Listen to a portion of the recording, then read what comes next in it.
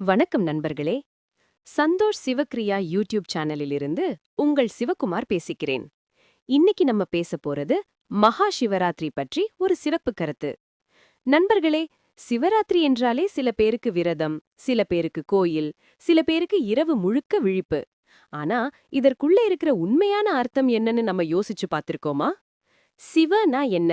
நன்மை, அமைதி, அழிவை அழிக்கும் சக்தி. ராத்திரினா இருள். அப்படின்னா சிவராத்திரி என்பது நம்ம வாழ்க்கையில் உள்ள இருளை, கவலை, கோபம், பொறாமை, சண்டை இவை எல்லாம் அகற்றிக் கொள்ளும் ஒரு இரவு. இந்த நாளில் நாம என்ன செய்யணும்? முதல்ல மனச அமைதியாக்கணும். அதிகாலையிலேயே எழுந்து குளிச்சு வீட்டை சுத்தம் பண்ணணும். அது வீட்டை மட்டும் இல்ல, நம்ம உள்ளத்தையும் சுத்தப்படுத்துற சின்ன அடையாளம். கோயிலுக்கு போக முடிந்தா ரொம்ப நல்லது. அங்குள்ள மணி ஒலி, வேத மந்திரம், தீப ஒளி இதெல்லாம் மனசுக்கு ஒரு சக்தி கரும்.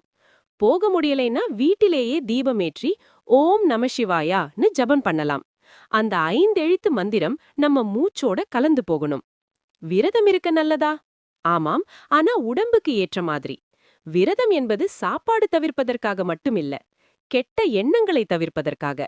அந்த நாளில் யாரையும் காயப்படுத்தாம, சண்டை இல்லாம, கோபம் இல்லாம இருந்தா அதுவே பெரிய விரதம்.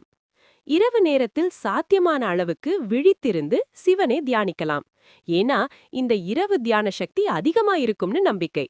முக்கியமா அந்த நாளில் ஒரு நல்ல செயல் செய்யுங்க. ஏழைகளுக்கு உணவு கொடுங்க.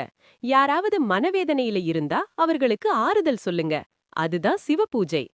நண்பர்களே, சிவராத்திரி ஒரு பண்டிகை மட்டுமில்ல, நம்ம வாழ்க்கையை ரீசெட் பண்ணிக்கொள்ள ஒரு வாய்ப்பு. ஒரு நாள் மனசார சிவனை நினைச்சு இருந்தா அந்த அமைதி முழு வருடத்துக்கும் நம்மை வழி நடத்தும். இதுதான் இன்றைய கருத்து.